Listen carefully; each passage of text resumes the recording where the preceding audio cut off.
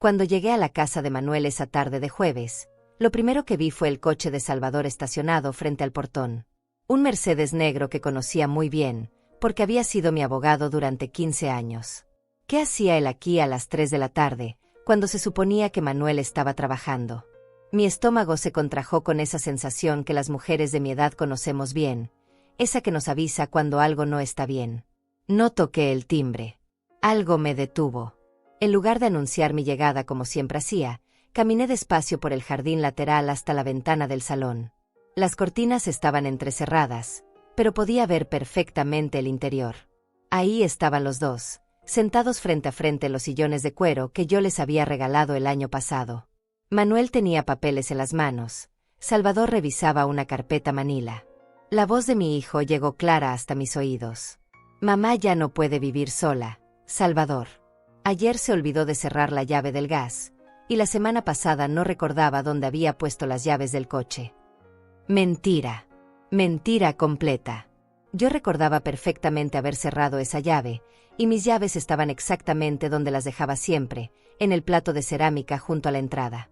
Salvador asintió mientras escribía algo. Perfecto. Manuel. Con estos episodios documentados, podemos proceder. El certificado médico que conseguí será suficiente para demostrar deterioro cognitivo. Una vez que el juez declare la incapacidad, tendrás control total sobre sus bienes. La casa se puede vender inmediatamente. Las palabras cayeron sobre mí como piedras heladas. ¿Certificado médico? ¿Qué certificado médico? Yo no había visto a ningún doctor en meses, excepto mi chequeo rutinario donde todo salió perfecto. Mi corazón comenzó a latir tan fuerte que temí que pudieran escucharlo desde adentro. Manuel se reclinó en el sillón, el mismo donde solía sentarse cuando era niño a pedirme que le leyera cuentos. El problema es que mamá todavía está muy lúcida para algunas cosas. Ayer mismo me llamó para contarme sobre las noticias del periódico. No va a ser fácil convencerla de que necesita cuidado especializado. Por eso necesitamos actuar rápido, respondió Salvador, cerrando la carpeta con un golpe seco. Una vez que presente los papeles en el juzgado, ella no podrá hacer nada. Le diremos que es por su propio bien, que la residencia donde la vamos a llevar es la mejor de la ciudad. Para cuando se dé cuenta de lo que realmente está pasando, ya será demasiado tarde. Residencia. Asilo. Estaban hablando de encerrarme en un asilo como si fuera una anciana senil que no entiende nada. Yo, que llevaba las cuentas de mi casa al centavo, que recordaba el cumpleaños de cada nieto, que todavía cocinaba para toda la familia los domingos. Mi mano se aferró al marco de la ventana para no caerme. No por debilidad, sino por la magnitud de la traición que acababa de descubrir. Mi propio hijo, la persona por la que había sacrificado todo, estaba planeando robarme mi libertad, mi casa, mi dignidad.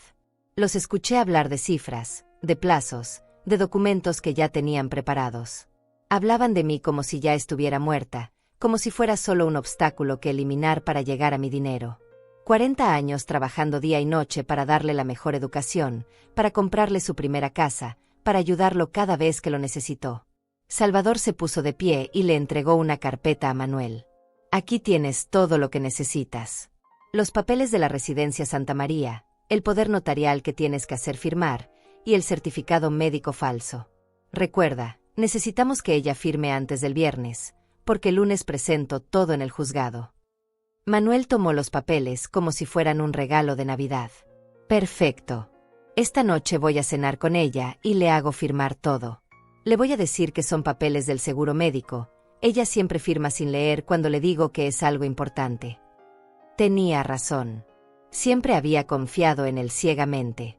Firmaba todo lo que me ponía delante porque creía que mi hijo jamás me haría daño. Qué ingenua había sido. Qué terriblemente ingenua. Me alejé de la ventana paso a paso, como si caminara sobre cristales rotos. Cada palabra que había escuchado se repetía en mi cabeza como una canción horrible que no podía silenciar. Mi propio hijo. Mi propia sangre. El niño que había cargado en brazos, al que había cantado canciones de cuna, al que había defendido de todo y de todos. Llegué hasta mi coche con las piernas temblando, no de edad, sino de una furia fría que nunca había sentido antes. Me senté al volante y respiré hondo. Ellos pensaban que era una vieja tonta, fácil de engañar, fácil de manipular. Creían que podían jugar conmigo como con una muñeca rota. Encendí el motor y conduje despacio hacia mi casa, mientras una sonrisa extraña se dibujaba en mis labios. Manuel y Salvador habían cometido un error muy grave. Habían subestimado a Hortensia Serrano. Pero esos dos todavía no sabían de lo que yo era capaz cuando alguien trata de quitarme lo que es mío. 3 meses antes de descubrir la traición, mi vida transcurría con la tranquilidad que una mujer de mi edad merece después de tanto luchar. Cada mañana me despertaba a las 6 en punto, sin necesidad de despertador. El cuerpo tiene su propia sabiduría cuando llevas décadas siguiendo la misma rutina. Lo primero que hacía era abrir las cortinas de mi recámara y saludar a mis geranios rojos en la ventana. Luego ponía la radio mientras preparaba café en la cafetera italiana que me había regalado mi difunto esposo Roberto hace 20 años. El aroma del café llenaba toda la cocina, mezclándose con el sonido de las noticias matutinas que escuchaba religiosamente cada día. Manuel pasaba a verme todos los martes y viernes por la tarde. Siempre llegaba con esa sonrisa que me recordaba al niño dulce que había sido, cargando algún postre de la panadería o flores frescas para mi mesa del comedor. «¿Cómo estás, mamá?», me preguntaba besándome la frente, y yo sentía que el corazón se me inflaba de orgullo al ver al hombre exitoso en que se había convertido. Durante esas visitas, nos sentábamos en la sala a tomar té mientras él me contaba sobre su trabajo en la empresa de construcción, sobre los proyectos importantes que tenía entre manos. Yo lo escuchaba con atención, haciendo las preguntas que una madre debe hacer, interesándome por cada detalle de su vida. Nunca sospeché que detrás de esas conversaciones aparentemente cariñosas, él estaba evaluando mi estado mental, buscando signos de deterioro que pudiera usar en mi contra. Los domingos eran sagrados en mi casa. Toda la familia venía a almorzar, Manuel con su esposa Carmen, y mi nieta Clara, que acababa de cumplir 16 años. Yo me levantaba desde las 5 de la mañana para preparar el cocido que tanto les gustaba, con garbanzos remojados desde la noche anterior y el chorizo que compraba en la carnicería del señor Alfredo. Clara era mi debilidad, mi única nieta, la niña de mis ojos. Mientras los adultos hablaban de trabajo y problemas, ella se sentaba a mi lado en la cocina y me ayudaba a picar verduras o me contaba sobre sus estudios. «Abuela, cuando sea mayor quiero ser fuerte como tú», me decía a veces, y yo no entendía por qué lo decía.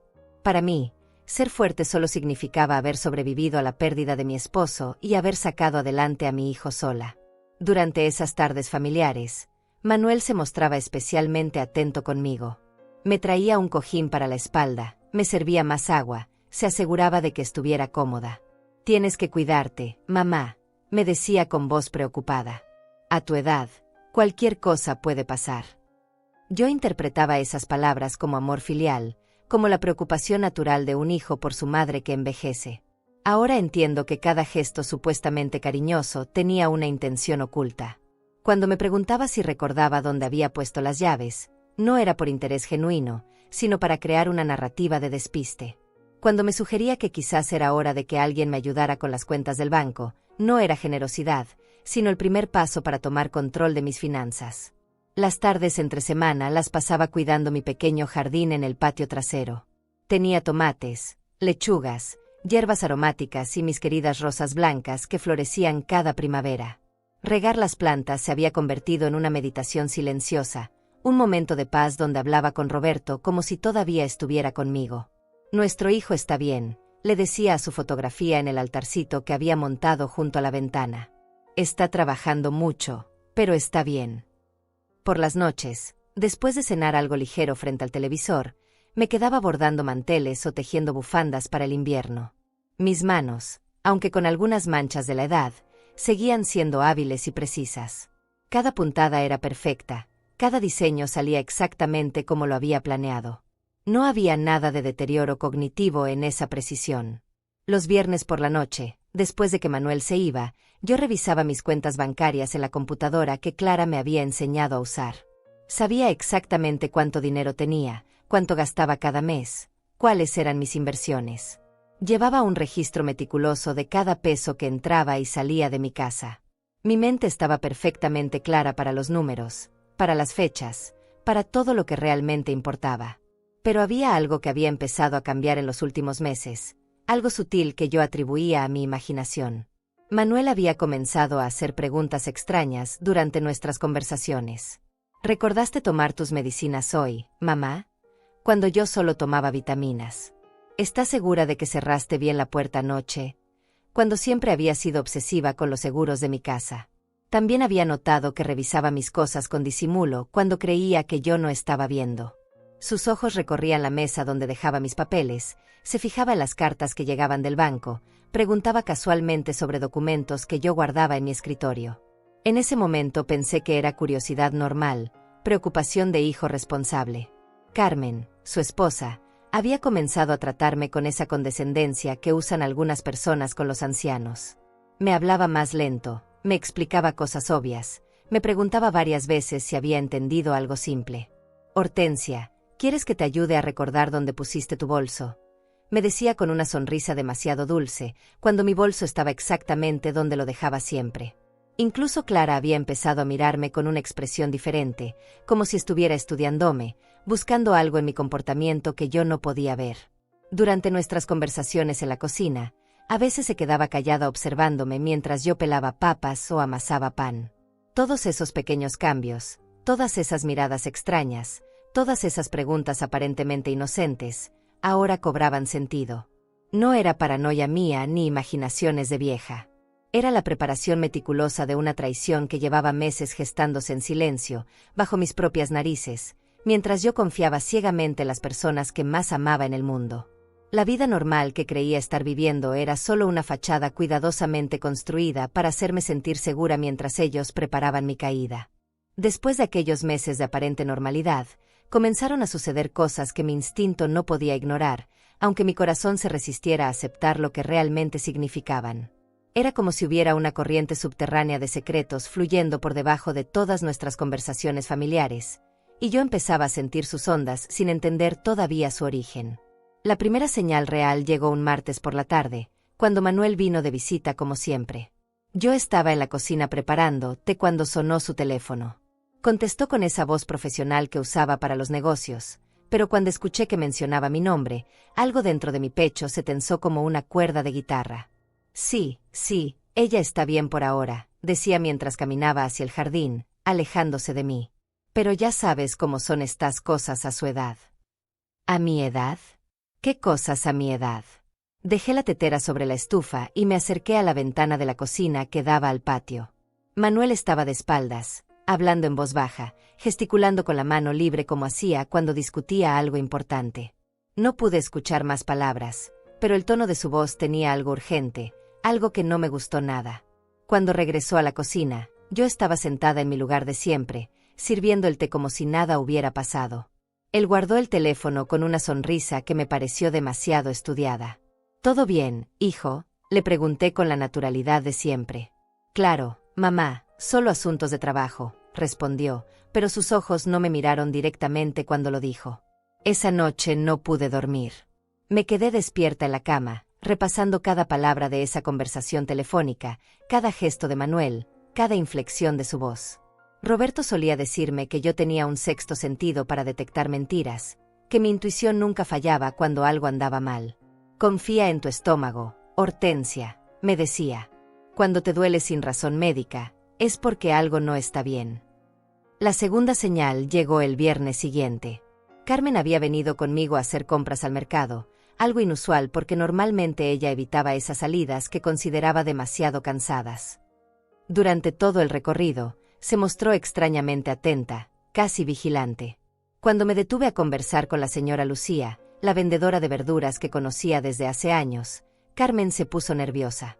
La señora Lucía me estaba contando sobre su nieto que había conseguido una beca universitaria, y yo participaba en la conversación con la lucidez de siempre, recordando detalles de conversaciones anteriores, haciendo las preguntas correctas. Pero cuando volteé a ver a Carmen, la encontré observándome con una expresión extraña, como si estuviera tomando notas mentales de cada palabra que yo decía. Hortensia, ¿no crees que ya es hora de irnos?, me interrumpió abruptamente, cuando la conversación apenas llevaba unos minutos. Podrías cansarte demasiado. Yo no me sentía cansada en absoluto, pero ella insistió con esa sonrisa forzada que había empezado a usar conmigo últimamente. En el camino de regreso a casa, Carmen me hizo preguntas que me parecieron raras. ¿Recordaste tomar tus vitaminas esta mañana, Hortensia? ¿Estás segura de que cerraste bien el gas antes de salir? ¿No te parece que últimamente te olvidas de más cosas? Cada pregunta era como una pequeña puñalada disfrazada de preocupación. Lo más extraño fue cuando llegamos a mi casa.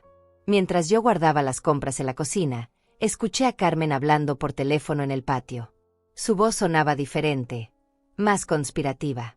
Alcancé a escuchar fragmentos. Sí, estuvo bien durante la salida. No hubo ningún episodio confuso. Pero ya sabes, Manuel tiene razón sobre lo que hablamos. ¿Qué habían hablado Manuel y Carmen sobre mí? ¿Qué episodios confusos esperaban que tuviera? Mi corazón empezó a latir más rápido, no por problemas cardíacos, sino por una ansiedad que crecía dentro de mí como una planta venenosa. Esa noche, después de que Carmen se fuera, registré cada rincón de mi casa buscando algo fuera de lugar. Todo estaba exactamente donde debía estar. Mis papeles importantes seguían en el mismo orden dentro del escritorio, mis medicinas estaban completas en el botiquín, mis llaves estaban en el plato de cerámica junto a la entrada. No había olvidado nada, no había hecho nada extraño, no había dado ninguna muestra de confusión mental. Entonces, ¿por qué Carmen hablaba de episodios que no existían? ¿Por qué Manuel mencionaba cosas de mi edad cuando yo me sentía perfectamente bien? ¿Por qué todos parecían estar esperando que yo fallara en algo? Los domingos familiares se volvieron incómodos de una manera sutil pero persistente. Durante los almuerzos, notaba miradas cruzadas entre Manuel y Carmen, pequeños gestos que no incluían a Clara ni a mí. Cuando yo contaba alguna anécdota o expresaba una opinión sobre las noticias, ellos intercambiaban esas miradas como si fuera algo significativo, como si mi lucidez fuera inesperada o problemática. Clara comenzó a defender mis comentarios de una manera que me extrañó. La abuela tiene razón, decía cuando yo opinaba sobre política o economía. La abuela se acuerda perfectamente de eso, agregaba cuando yo recordaba fechas o eventos familiares. ¿Por qué mi nieta sentía la necesidad de validar mi memoria y mi inteligencia delante de sus padres? Una tarde, mientras Clara me ayudaba a lavar los platos después del almuerzo, me dijo algo que me heló la sangre. Abuela, no importa lo que digan otros, yo sé que tú estás perfectamente bien. La frase me cayó como un rayo. ¿Qué estaban diciendo otros? ¿Quiénes eran esos otros que aparentemente cuestionaban mi estado mental? ¿De qué hablas, Clara?, le pregunté tratando de mantener la voz calmada. Ella me miró con esos ojos adolescentes llenos de sabiduría prematura. Nada, abuela. Solo que te quiero mucho y quiero que sepas que siempre vas a poder contar conmigo. Pero la manera en que lo dijo, como si fuera una promesa de protección, me confirmó que había conversaciones sobre mí sucediendo a mis espaldas. Esa noche llamé a mi doctora, la doctora Andrea Pineda, que me había atendido durante los últimos 10 años. Le pedí una cita para un chequeo completo, incluyendo exámenes neurológicos.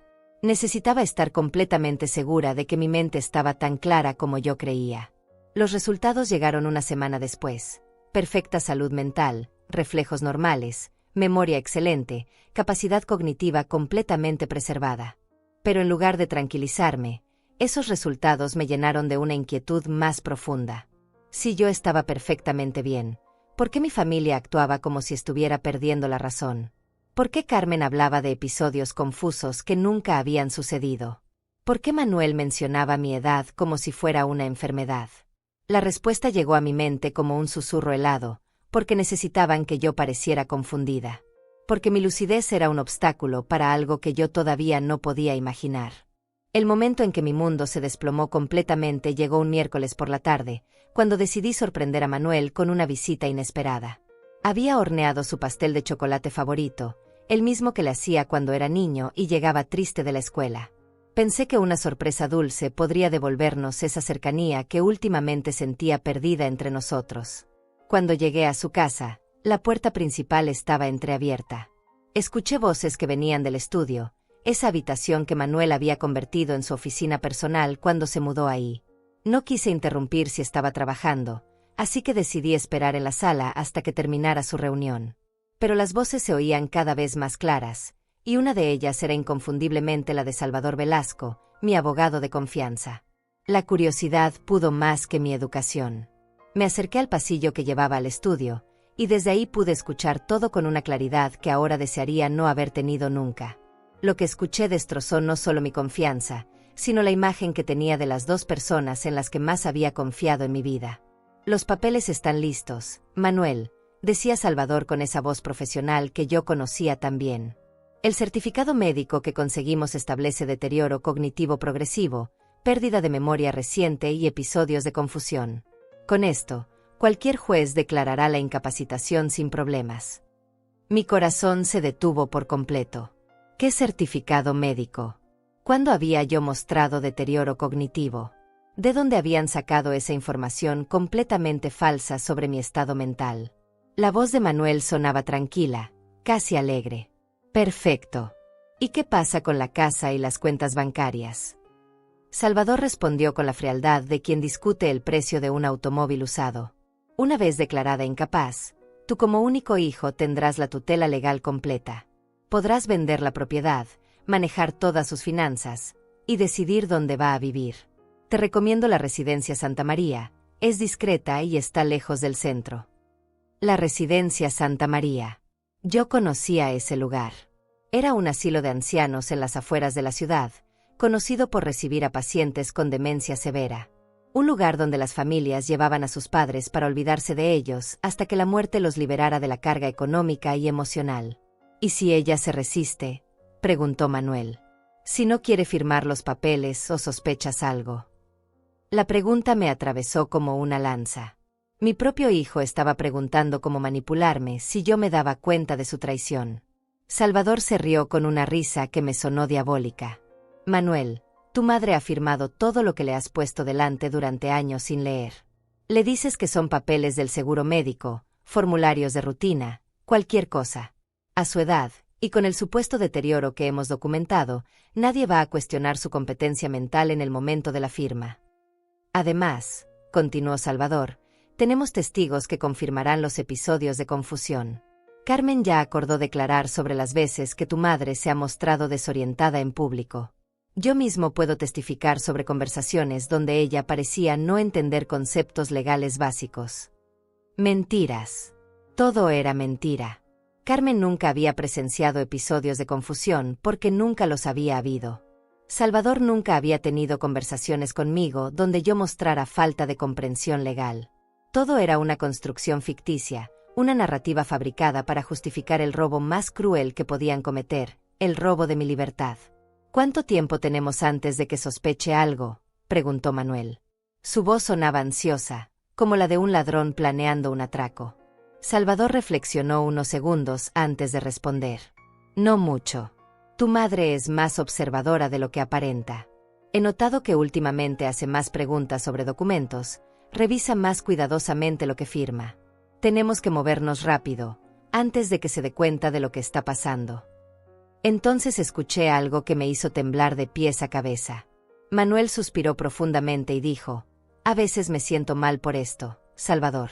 Es mi madre, me dio todo lo que tengo. Pero también es cierto que no puede vivir sola para siempre, y esa casa vale una fortuna en el mercado actual. No te sientas culpable, respondió Salvador con cinismo. Estás haciendo lo correcto para tu futuro y el de tu familia. Tu madre vivió su vida, tuvo sus años buenos. Ahora es tu turno de asegurar tu estabilidad económica. Además, en la residencia estará bien cuidada, sin preocupaciones. ¿Sin preocupaciones? Estar encerrada en un asilo contra mi voluntad, separada de mi casa, de mis recuerdos, de todo lo que había construido durante décadas, ¿era estar sin preocupaciones? La frialdad con la que hablaban de mi futuro me hizo entender que para ellos yo ya no era una persona con sentimientos y derechos, sino un problema que resolver, un obstáculo que remover. ¿Y si ella se enferma realmente antes de que hagamos todo esto?, preguntó Manuel. Si le da un infarto o algo así. La pregunta me atravesó como un cuchillo. Mi hijo estaba especulando sobre mi muerte como si fuera una complicación en sus planes de negocio. Salvador respondió con una tranquilidad que me aterró. Mejor aún. Si ella fallece antes de que completemos el proceso, heredas todo directamente sin necesidad de tutela. Pero no podemos esperar a que eso pase naturalmente. Necesitamos actuar ahora que todavía está lo suficientemente bien como para firmar documentos. Escuché el sonido de papeles siendo barajados, carpetas cerrándose, sillas moviéndose. Se estaban preparando para terminar la reunión. Tenía que irme de ahí inmediatamente, antes de que me descubrieran escuchando. Pero mis piernas no respondían. Estaba paralizada por la magnitud de la traición que acababa de descubrir. Mañana por la noche voy a cenar con ella, dijo Manuel. Le llevaré los papeles del poder notarial mezclados con documentos del seguro. Ella firmará sin leer, como siempre. Para el viernes tendremos todo listo para presentar ante el juez. El viernes. Tenían todo planeado para el viernes. En menos de 2 días, mi vida tal como la conocía habría terminado. En menos de 2 días, estaría legalmente declarada incapaz, despojada de todos mis derechos, encerrada en una institución contra mi voluntad. Finalmente pude mover las piernas. Me alejé del estudio paso a paso, como si caminara por un campo minado. Cada tabla del piso que crujía bajo mis pies me sonaba como un disparo. Llegué hasta la puerta principal, salí de la casa, subí a mi coche y arranqué con las manos temblando tanto que apenas podía sostener el volante. Durante todo el camino de regreso a mi casa, las palabras que había escuchado se repetían en mi mente como una canción maldita. Deterioro cognitivo progresivo. Episodios de confusión. No puede vivir sola. Residencia Santa María. Está haciendo lo correcto para tu futuro. Cuando llegué a mi casa, me senté en la sala donde había pasado tantas tardes felices con mi familia, donde había celebrado cumpleaños y navidades, donde había consolado a Manuel cuando su padre murió. Todo había sido una mentira. Todo el amor que creía haber construido, toda la confianza que había depositado en mi hijo, todo se había convertido en cenizas en una sola tarde. Pero mientras las lágrimas corrían por mis mejillas, algo extraño comenzó a crecer dentro de mi pecho. No era solo dolor ni solo rabia. Era algo más frío, más calculado, más peligroso. Era la certeza de que Manuel y Salvador habían cometido el error más grande de sus vidas al subestimarme. Ellos creían que era una anciana ingenua, fácil de manipular, incapaz de defenderse. Habían construido toda su estrategia sobre la premisa de mi supuesta debilidad mental y emocional. Pero se habían equivocado completamente. Hortensia Serrano no era la víctima indefensa que ellos imaginaban. Esa noche no dormí ni una sola hora. Me quedé despierta planeando, pensando, calculando cada movimiento que tendría que hacer. Porque si ellos podían jugar sucio, yo también podía hacerlo. Y tenía algo que ellos no tenían, nada que perder y todo por lo que luchar. Al amanecer, mi decisión estaba tomada. No iba a ser una víctima. Iba a ser su peor pesadilla. La mañana después de descubrir la traición, me desperté con una claridad mental que no había sentido en años. Era como si hubiera estado viviendo en una neblina y de pronto todo se hubiera vuelto cristalino. Sabía exactamente lo que tenía que hacer, y sabía que tenía menos de 24 horas para hacerlo antes de que Manuel viniera a cenar con sus papeles falsos. Me levanté a las 5 de la mañana, como siempre, pero esta vez cada movimiento tenía un propósito específico. Preparé mi café con la misma rutina de siempre, pero mientras el agua hervía, mi mente trabajaba a toda velocidad diseñando una estrategia que Manuel y Salvador jamás verían venir. Lo primero que hice fue revisar cada documento importante que tenía en mi casa. Mi testamento, las escrituras de la propiedad, los estados de cuenta bancarios, las pólizas de seguro, todo. Necesitaba saber exactamente qué era lo que ellos querían robarme y cómo podía protegerlo. Las cifras que vi me confirmaron por qué mi hijo estaba dispuesto a traicionarme. Mi casa valía una fortuna, mis ahorros eran considerables, y mi seguro de vida tenía una suma que podría resolver todos sus problemas económicos para siempre. Después desayuné tranquilamente, leyendo el periódico como cualquier mañana normal. Pero detrás de esa fachada de tranquilidad, mi mente estaba trabajando como la de un general planeando una batalla. Si Manuel y Salvador querían jugar el juego de la manipulación y el engaño, yo les iba a demostrar quién era realmente la maestra en ese arte. A las 9 en punto llamé a mi nieta Clara. Sabía que a esa hora estaría preparándose para ir al instituto, pero necesitaba hablar con ella antes de que sus padres la llevaran. Clara, mi amor, le dije con la voz más natural que pude, ¿podrías venir a visitarme esta tarde? Quiero enseñarte unas fotografías viejas que encontré. Clara aceptó inmediatamente, como siempre hacía cuando la invitaba. Lo que sus padres no sabían era que esa visita no tenía nada que ver con fotografías viejas. Tenía que ver con asegurarme de tener al menos un testigo de confianza de lo que estaba a punto de suceder. Después de colgar con Clara, Marqué el número de la doctora Andrea Pineda. Doctora, le dije, necesito que me haga un favor muy importante. Necesito una evaluación neurológica completa, con fecha de hoy, que certifique mi estado mental actual.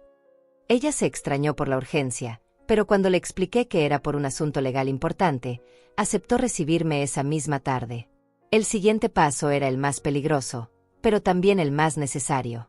Tenía que conseguir pruebas de lo que Manuel y Salvador estaban planeando. No bastaba con mi palabra contra la de ellos. Necesitaba evidencia sólida, irrefutable, que demostrara su conspiración. Recordé que Manuel había mencionado que tenía todos los papeles listos para hacerme firmar esa noche. Eso significaba que los documentos falsos estaban en su casa, probablemente en ese mismo estudio donde los había escuchado planear mi encierro. Si podía conseguir esos papeles, tendría la prueba perfecta de sus intenciones criminales. ¿Pero cómo entrar a la casa de Manuel sin levantar sospechas? La respuesta llegó a mi mente como una revelación, actuando exactamente como la anciana despistada que ellos creían que era. Decidí hacer una visita espontánea a media mañana, cuando Manuel estaría en el trabajo y Carmen llevando a Clara al instituto. Me vestí con mi ropa más sencilla, la que usaba para hacer jardinería, y me peiné de manera descuidada. Practiqué frente al espejo una expresión levemente confundida, como si hubiera llegado ahí sin recordar exactamente por qué. Si alguien me veía, pensaría que era solo una abuela mayor teniendo un momento de despiste. A las 10:30 estacioné mi coche frente a la casa de Manuel. La calle estaba vacía, como esperaba. Caminé hasta la puerta principal y toqué el timbre varias veces. Cuando confirmé que no había nadie, recordé que Manuel siempre guardaba una llave de emergencia bajo la maceta de geranios del patio trasero. Una costumbre que había mantenido desde que era adolescente y llegaba tarde a casa. Encontré la llave exactamente donde sabía que estaría. Entré a la casa con el corazón latiendo tan fuerte que pensé que los vecinos podrían escucharlo. Cada paso que daba en esa casa que antes me había parecido un segundo hogar, ahora me sonaba como una invasión en territorio enemigo. Fui directamente al estudio. La puerta estaba cerrada con llave, pero recordé que Manuel tenía la costumbre de esconder una llave adicional detrás del marco de la fotografía familiar que colgaba en el pasillo. Ahí estaba, como si el destino estuviera de mi lado. Cuando abrí la puerta del estudio, lo que vi confirmó mis peores sospechas. Sobre el escritorio había una carpeta manila con mi nombre escrito en la portada. Dentro encontré documentos que me helaron la sangre, el certificado médico falso que declaraba mi supuesto deterioro mental, formularios de internación para la residencia Santa María ya completados con mi información, y un poder notarial que le daría a Manuel control total sobre todos mis bienes. Pero lo que más me impactó fueron las notas manuscritas de Manuel, donde había documentado episodios ficticios de confusión mental. Fechas específicas donde supuestamente yo había mostrado signos de demencia, conversaciones inventadas donde aparentemente había dicho cosas sin sentido, comportamientos erráticos que jamás habían sucedido. Era una obra de ficción cuidadosamente construida para justificar mi encierro. Con las manos temblando, fotografié cada documento con mi teléfono celular. Clara me había enseñado a usar la cámara del teléfono, y nunca había estado más agradecida por esas lecciones tecnológicas. Cada página, cada firma falsa, cada mentira documentada quedó registrada en mi dispositivo como evidencia irrefutable de la conspiración. Pero mientras fotografiaba los documentos, encontré algo que me sorprendió aún más: una carpeta adicional con el nombre de Salvador Velasco.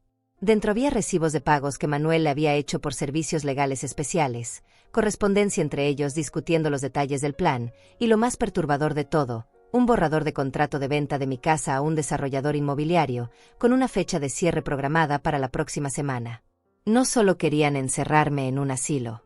Ya tenían comprador para mi casa, ya habían negociado el precio, ya habían planificado todo hasta el último detalle. Para ellos, yo era solo un obstáculo burocrático que remover antes de cobrar su premio. Terminé de fotografiar todo en menos de 10 minutos. Volví a colocar cada documento exactamente en su lugar original, cerré la carpeta, guardé las llaves donde las había encontrado, y salí de la casa con la misma discreción con la que había entrado. Si alguien me hubiera visto, habría pensado que era solo una visita familiar rutinaria. De regreso en mi casa, revisé las fotografías en la pantalla de mi teléfono. Cada imagen era una bala de plata que podía usar contra mis traidores. Pero sabía que no podía mostrar estas pruebas demasiado pronto. Tenía que esperar el momento perfecto, cuando Manuel y Salvador estuvieran completamente expuestos y sin posibilidad de escape. Esa tarde, cuando Clara llegó para nuestra supuesta sesión de fotografías viejas, la recibí con la sonrisa de siempre. Pero después de conversar un rato sobre cosas triviales, le dije algo que la sorprendió. Clara, mi amor, quiero que sepas que pase lo que pase en los próximos días, tu abuela está perfectamente bien de la mente y sabe exactamente lo que está haciendo. Mi nieta me miró con esos ojos inteligentes que había heredado de mi lado de la familia. Abuela, ¿está pasando algo de lo que deba preocuparme? Su pregunta confirmó que ella también había notado las corrientes extrañas que fluían por debajo de las dinámicas familiares. Pronto lo sabrás todo, Clara, le respondí acariciando su cabello. Solo quiero que recuerdes que sin importar lo que digan otros sobre mí, tú has sido testigo de que tu abuela está completamente cuerda y en control de sus facultades. Esa noche, mientras esperaba la llegada de Manuel con sus documentos fraudulentos, me senté en mi sillón favorito a tejer una bufanda. Cada puntada era perfecta, cada patrón salía exactamente como lo había planeado. Mis manos estaban firmes, mi mente estaba clara, y mi corazón estaba lleno de una determinación que no había sentido desde que era joven y luchaba por salir adelante después de la muerte de Roberto. Manuel llegó a las 7 en punto, cargando una bolsa de la panadería y sonriendo con esa falsa calidez que ahora podía ver claramente. «Hola, mamá», me dijo besándome la frente. «Te traje tu pastel favorito». «Qué considerado eres, hijo», le respondí con la misma actuación que él estaba haciendo. Pero por dentro, una sonrisa fría se dibujaba en mi alma. Manuel no tenía idea de que estaba cenando con su peor pesadilla. Durante la cena, Manuel se comportó exactamente como había predicho en su conversación con Salvador. Estuvo especialmente cariñoso, preguntándome sobre mi salud, mis actividades diarias y mi estado de ánimo general. Cada pregunta aparentemente inocente ahora la reconocía como parte de su estrategia para documentar mi supuesta incapacidad mental. «Mamá, ¿has tenido algún problema para recordar cosas últimamente?», me preguntó mientras cortaba el pastel que había traído. Yo mastiqué lentamente, fingiendo reflexionar sobre la pregunta. «No más de lo normal a mi edad, hijo», respondí con una sonrisa que él interpretó como confirmación de su narrativa, pero que en realidad era la sonrisa de una cazadora esperando el momento perfecto para atrapar a su presa. Después de cenar, Manuel sacó una carpeta de su maletín con gestos ensayados. «Mamá, traje unos papeles que necesitas firmar. Son formularios rutinarios del seguro médico, nada importante, pero la compañía los requiere para mantener tu cobertura actualizada». Sus palabras fluían con una naturalidad que me hizo entender cuántas veces había ensayado esa mentira. Tomé los documentos con la misma confianza ciega que había mostrado durante años. Pero esta vez, mientras fingía revisar las páginas superficialmente, estaba memorizando cada detalle, cada cláusula, cada trampa legal que habían escondido entre la letra pequeña. Los documentos eran exactamente los que había fotografiado en su estudio: el poder notarial que le daría control total sobre mis bienes, formularios de autorización para internación médica, y una declaración donde supuestamente yo admitía sentirme confundida y necesitada de cuidado especializado. ¿Estás seguro de que esto es solo para el seguro médico, Manuel?, le pregunté con la voz de una madre que confía completamente en su hijo. «Por supuesto, mamá. ¿Por qué iba a hacer otra cosa?». Su respuesta llegó tan rápida y con tanta falsa seguridad que confirmó que llevaba semanas preparándose para este momento.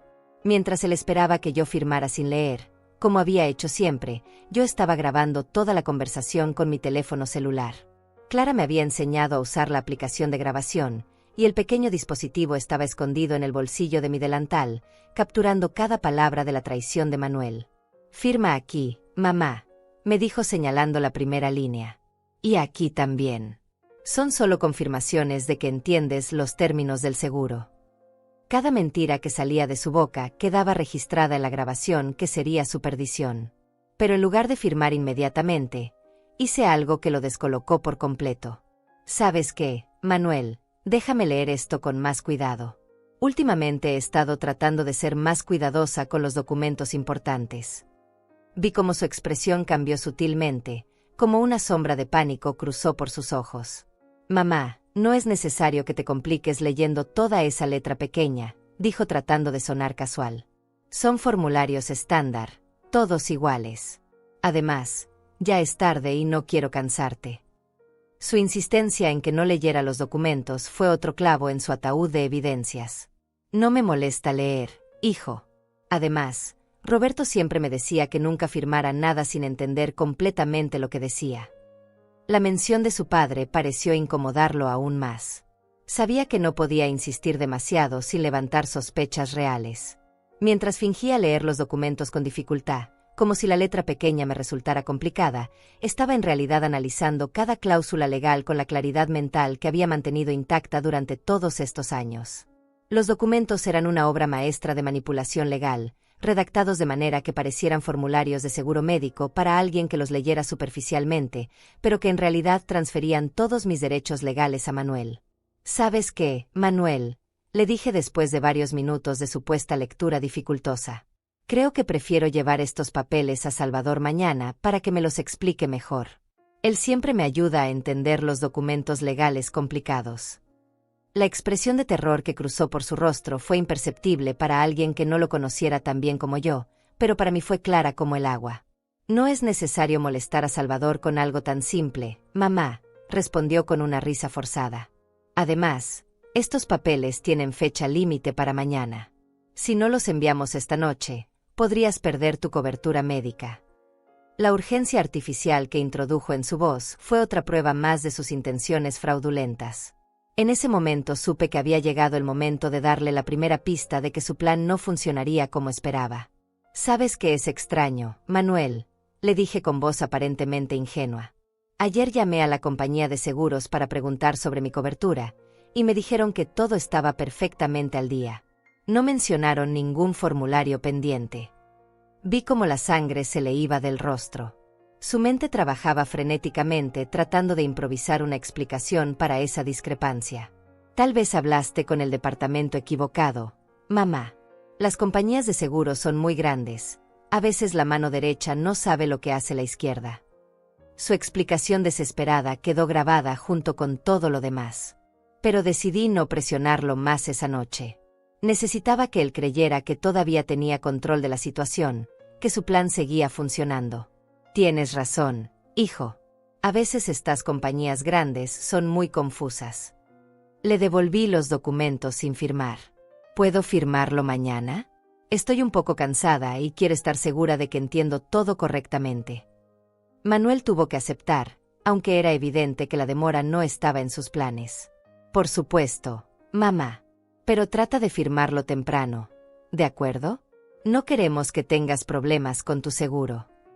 Se fue de mi casa esa noche creyendo que había ganado tiempo para convencerme, sin saber que había perdido la guerra completamente. Después de que se fuera, escuché la grabación de toda nuestra conversación. Cada mentira, cada manipulación, cada intento de engaño había quedado documentado con perfecta claridad. Pero sabía que necesitaba más que eso.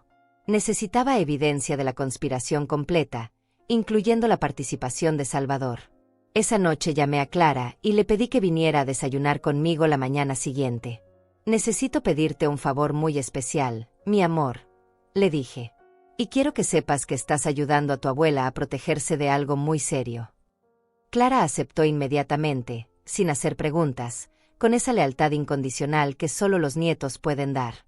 Al día siguiente, temprano en la mañana, llamé a Salvador directamente.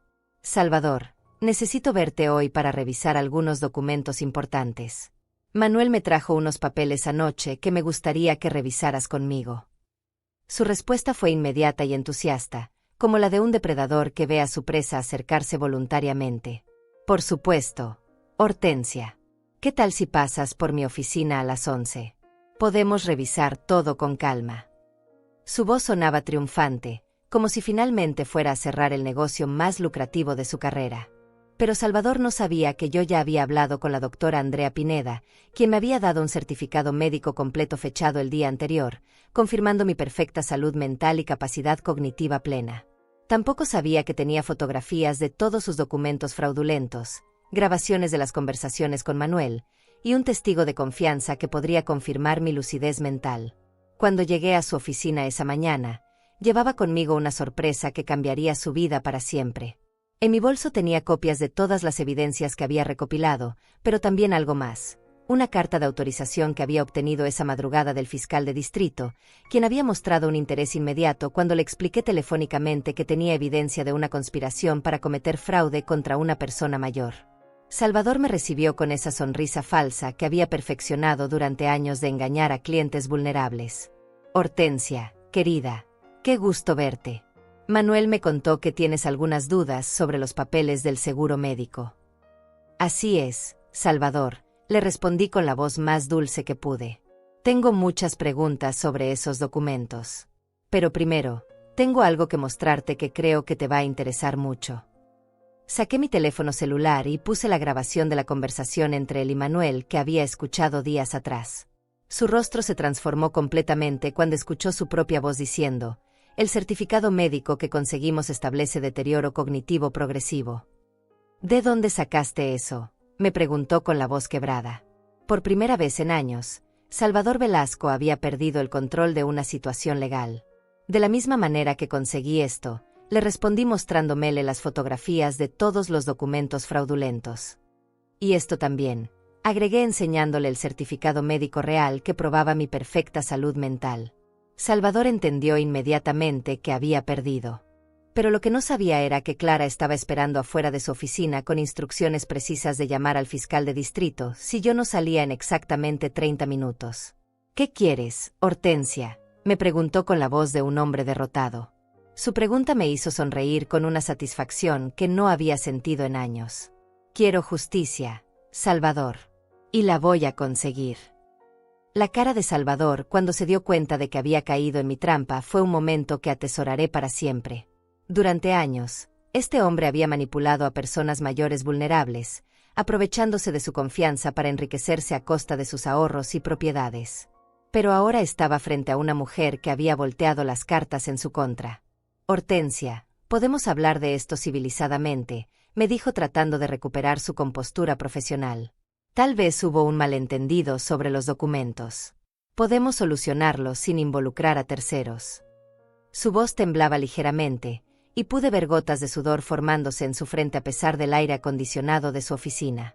No hay malentendido, Salvador, le respondí con una calma que me sorprendió a mí misma. Hay una conspiración criminal muy bien documentada para despojarme de todos mis bienes y encerrarme contra mi voluntad. Y tú eres el cerebro legal detrás de todo esto.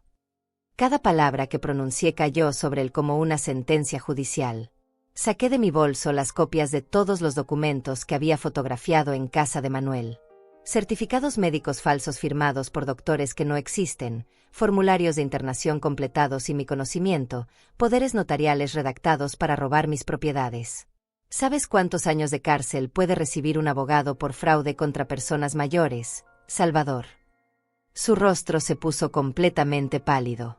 Salvador conocía la ley mejor que nadie, y sabía exactamente las consecuencias legales de lo que había hecho. El fraude contra adultos mayores era un delito federal con penas mínimas de 10 años de prisión, más la pérdida automática de su licencia para ejercer la abogacía. ¿Qué es lo que quieres de mí?, me preguntó finalmente. Su voz ya no tenía ni rastro de la arrogancia que había mostrado durante años.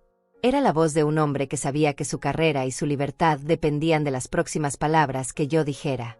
Quiero que me digas exactamente cómo planeas rectificar esta situación, le respondí cruzando las manos sobre mi regazo.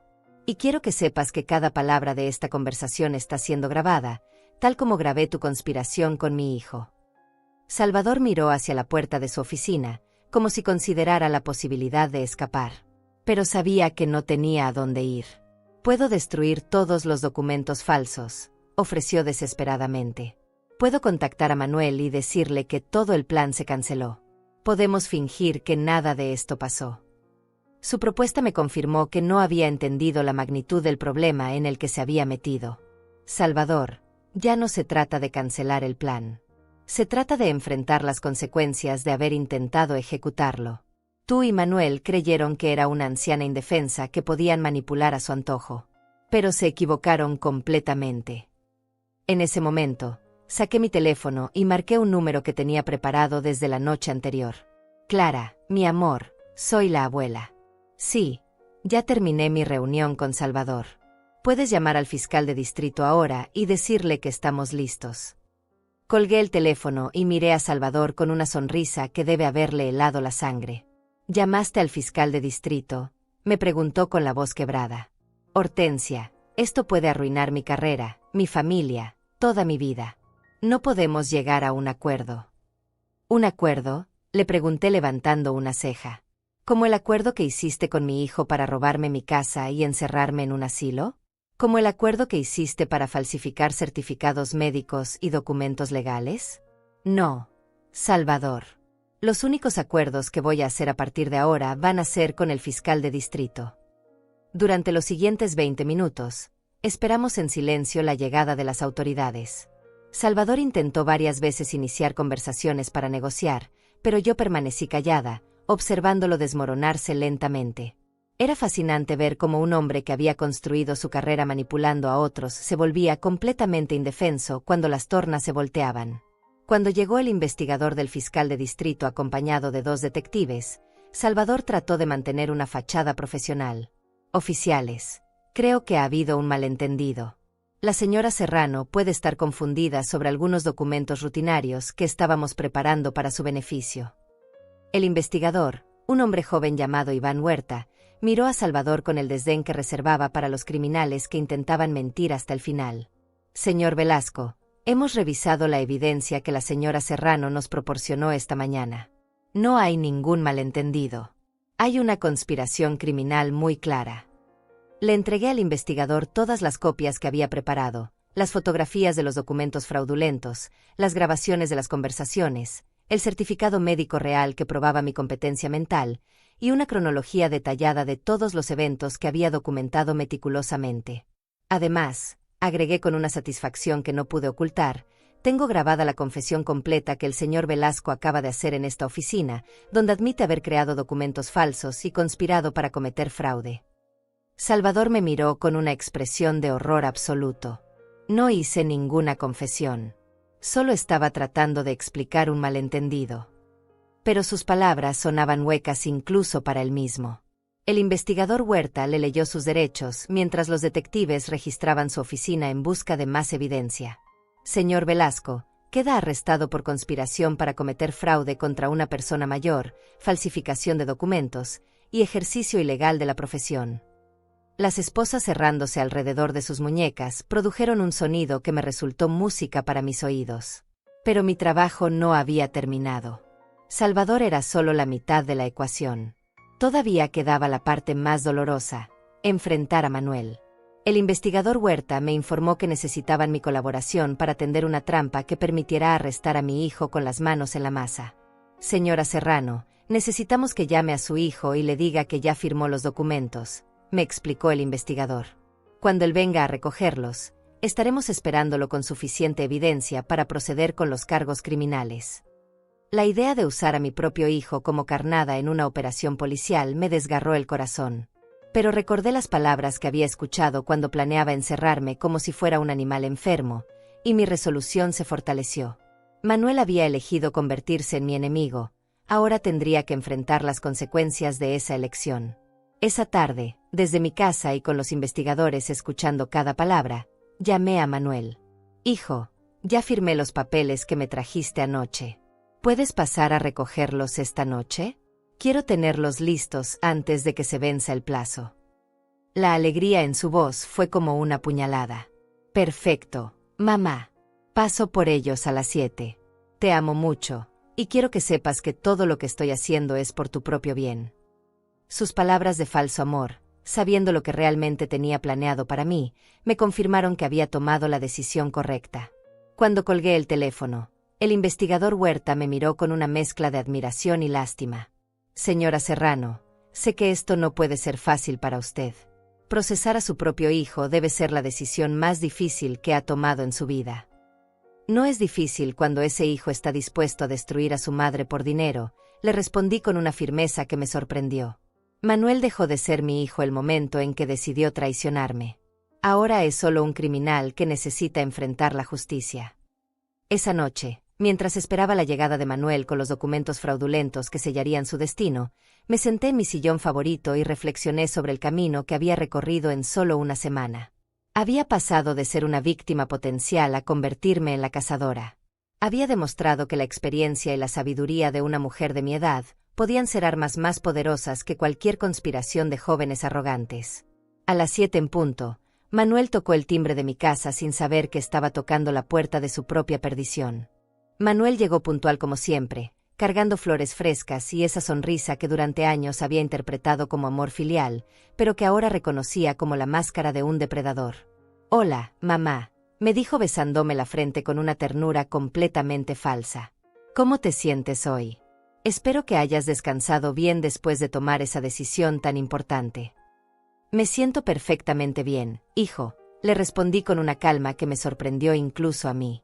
«De hecho, me siento mejor de lo que me he sentido en años». Mis palabras tenían un doble significado que él no podía comprender, pero que dentro de pocos minutos adquiriría una claridad devastadora. Los investigadores estaban escondidos en mi cocina, grabando cada palabra, cada gesto, cada mentira que saliera de la boca de mi hijo.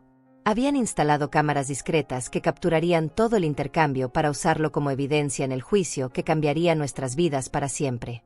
«¿Tienes los papeles listos, mamá?», me preguntó mientras se sentaba en el sofá donde tantas veces habíamos compartido momentos familiares genuinos. «Salvador está esperándolos para procesarlos primera hora mañana. Todo va a salir perfecto, vas a ver». La confianza en su voz me confirmó que no tenía la menor sospecha de la trampa que había caído. Saqué los documentos de la mesa del comedor, los mismos papeles fraudulentos que había fotografiado en su estudio, pero ahora con mi firma falsificada en cada página requerida. «Aquí están, Manuel. Firmé todo como me pediste». Le entregué la carpeta que contenía su propia sentencia de cárcel. Manuel revisó rápidamente las firmas con la satisfacción de quien acaba de ganar la lotería. «Perfecto, mamá. No sabes lo orgulloso que estoy de que hayas tomado esta decisión. Va a ser lo mejor para ti, ya vas a ver». Cada palabra que pronunció fue grabada como evidencia de su conocimiento y participación en la conspiración. «¿Y qué viene ahora, hijo?», le pregunté con genuina curiosidad. Quería escuchar de su propia boca los detalles del plan que había estado ocultándome. «¿Cuáles son los siguientes pasos?». Mi pregunta inocente lo animó a revelar información que sería crucial para su condena. «Bueno, mañana Salvador va a presentar estos documentos ante el juez», me explicó con entusiasmo criminal. «En cuanto el juez declare tu incapacitación legal, podremos proceder con tu traslado a la residencia Santa María. Es un lugar hermoso, mamá, vas a estar muy bien cuidada». Sus mentiras fluían con una naturalidad que me hizo entender cuánto tiempo había estado ensayando este discurso. «¿Y qué va a pasar con mi casa?», pregunté fingiendo la confusión de una anciana que no entiende completamente las implicaciones legales. Mi actuación era perfecta, alimentando su arrogancia y haciéndolo revelar más detalles incriminatorios. «No te preocupes por eso, mamá», respondió con condescendencia. «Yo me voy a encargar de todo. La casa necesita muchas reparaciones que tú no puedes manejar sola. Es mejor venderla y usar ese dinero para pagar tu cuidado en la residencia».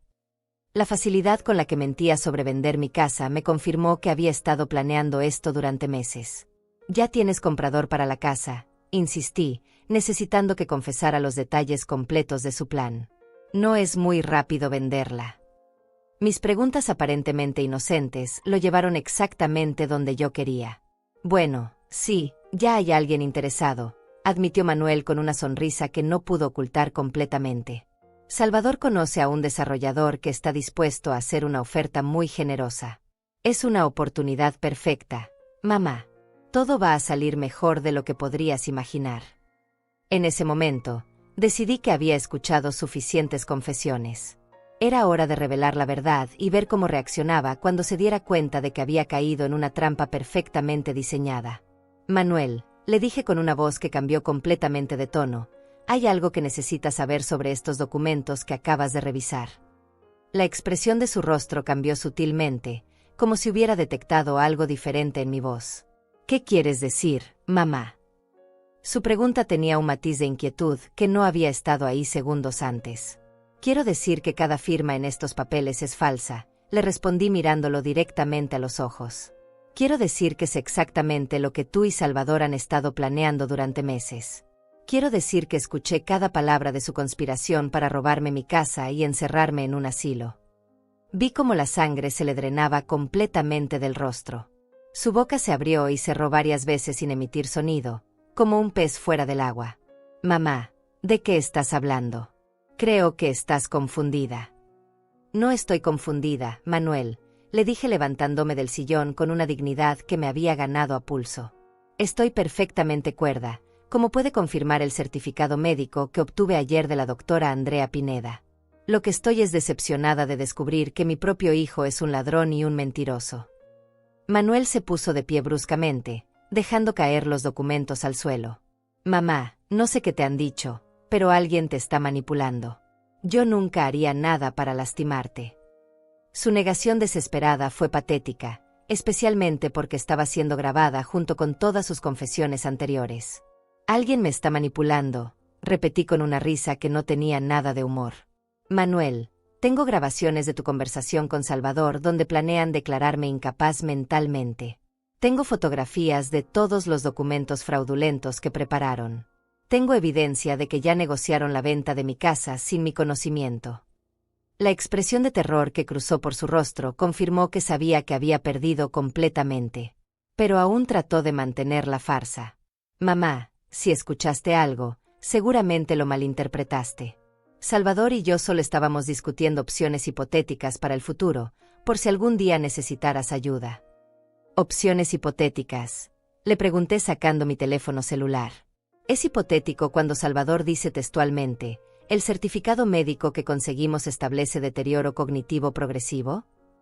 Es hipotético cuando tú respondes, perfecto, una vez que el juez declare la incapacidad, tendremos control total sobre sus bienes.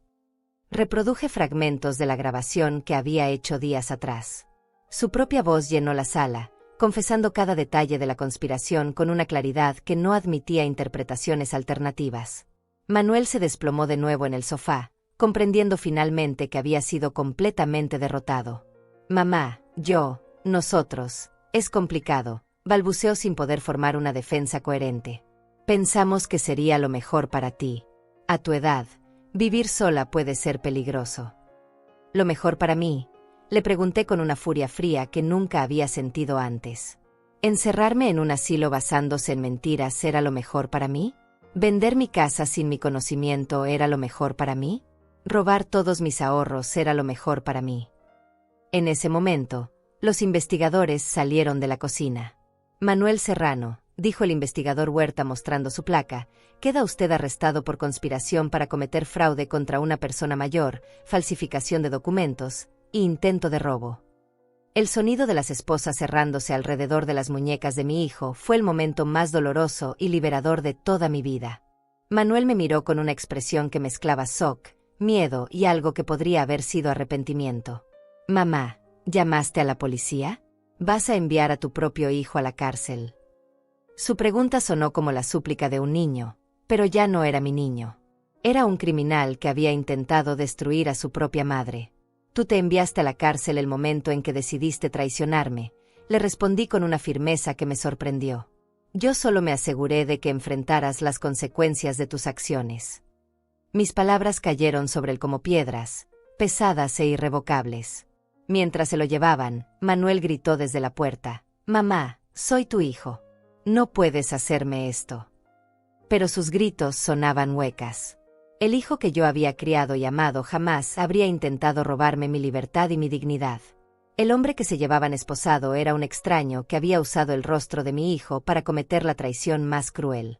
Esa noche, después de que todos se fueron, me senté en mi sillón favorito con una taza de té y miré a mi alrededor. Mi casa seguía siendo mía. Mis recuerdos seguían siendo míos. Mi libertad seguía siendo mía. Y mi dignidad, lejos de haberse perdido, había emergido más fuerte que nunca. La justicia había sido servida, no con gritos ni escándalos, sino con inteligencia, paciencia y la determinación silenciosa de una mujer que se negó a ser víctima. 3 meses después del arresto de Manuel y Salvador, mi vida había encontrado una paz que no había experimentado en años. Ya no había miradas furtivas, conversaciones susurradas, ni esa sensación constante de que algo malo se acercaba. Por primera vez en mucho tiempo, me despertaba cada mañana sin la ansiedad de preguntarme qué nuevas mentiras estarían tramando a mis espaldas. El juicio había sido rápido y contundente. Con todas las evidencias que había recopilado, ni Manuel ni Salvador pudieron montar una defensa creíble. Salvador recibió 12 años de prisión por fraude contra personas mayores y falsificación de documentos, además de la pérdida permanente de su licencia para ejercer la abogacía. Manuel fue sentenciado a 8 años, una condena que dolía mi corazón de madre, pero que mi mente de mujer traicionada sabía que era justa. Carmen había pedido el divorcio inmediatamente después del arresto. No podía enfrentar el escándalo social ni la vergüenza de estar casada con un hombre que había intentado robar a su propia madre. Se mudó con Clara a otra ciudad, pero mi nieta había insistido en mantener contacto conmigo a pesar de la oposición de su madre. Clara venía a visitarme todos los fines de semana. Durante esas tardes, cocinábamos juntas, trabajábamos en el jardín y hablábamos sobre todo lo que había pasado. «Abuela», me dijo un domingo mientras pelábamos papas para la cena, «siempre supe que eras la mujer más fuerte que conocía, pero ahora entiendo por qué». Mi nieta se había convertido en mi mayor apoyo y en la prueba viviente de que no toda mi familia me había traicionado. A los 17 años, tenía una sabiduría que muchos adultos nunca desarrollan, y una lealtad que había sido puesta a prueba en las circunstancias más difíciles. «¿Extrañas a papá?», me preguntó una tarde. Era una pregunta que yo me había hecho muchas veces.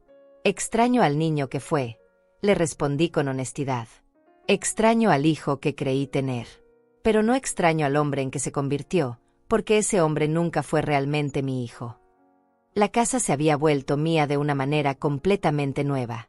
Cada rincón había sido liberado de la sombra de la traición. Había reorganizado el estudio donde solía guardar mis documentos importantes, había cambiado las cerraduras, y había instalado un sistema de seguridad moderno. No por miedo, sino por la tranquilidad de saber que mi refugio estaba completamente protegido. Mis rutinas diarias habían recuperado su ritmo natural. El café de la mañana sabía mejor, los geranios de la ventana florecían con más intensidad, y las tardes de bordado se habían convertido en momentos de meditación profunda. Había aprendido a valorar la soledad como una elección, no como una imposición.